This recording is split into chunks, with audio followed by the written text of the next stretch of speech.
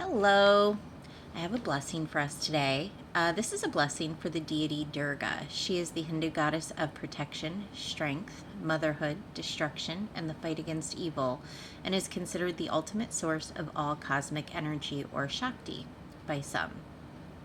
Now, this is a blessing that you can actually do twice a year, once in spring, once in the fall, and we'll go into that a little bit more in a minute. We're going to start with a half teaspoon of oregano, half teaspoon of fennel,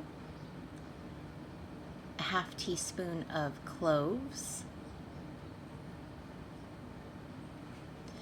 and in the pot there's already a little bit of 91% proof isopropyl alcohol to light it on fire.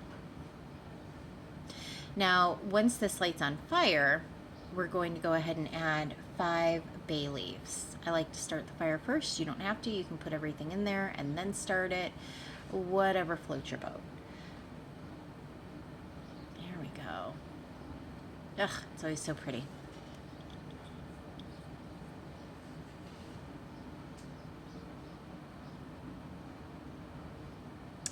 Now, some fun facts about Durga.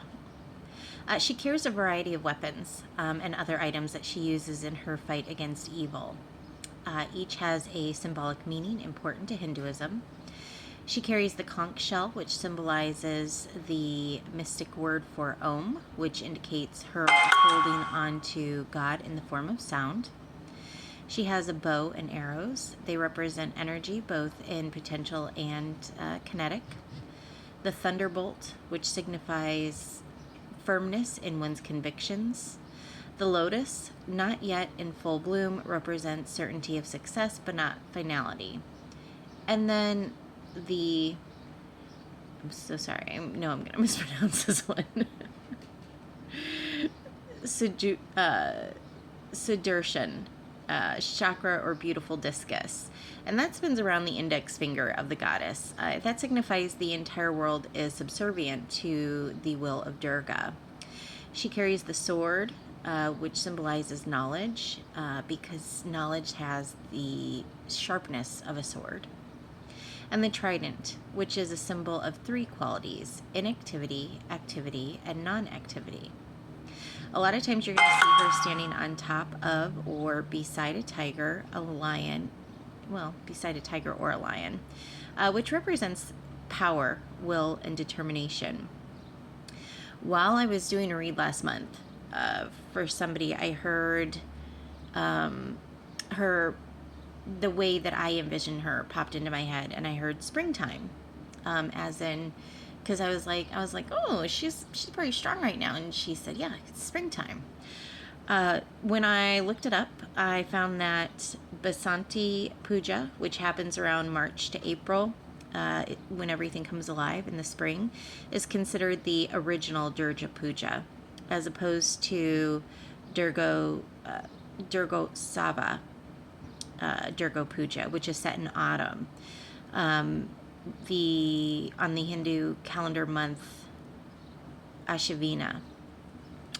So if you work with her, or you feel called to work with Durga, use this blessing for her. You can create a feast for her if you want, but you don't have to.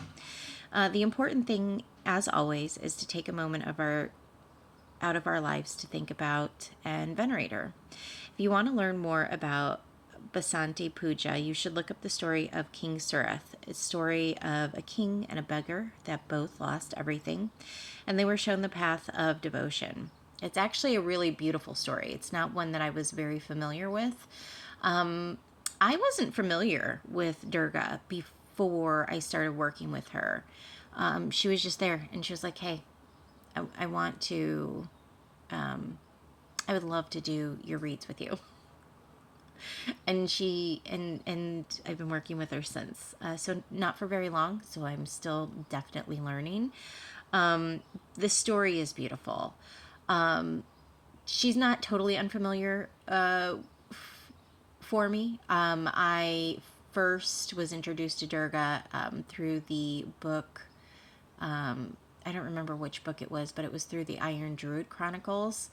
And they had to retrieve her arrows. Her arrows were missing, and she helped them fight a great evil. Great book, beautiful goddess. So, I hope you enjoy this. I hope you guys have an amazing rest of your day. I hope you guys make good choices. And I'll talk to you later.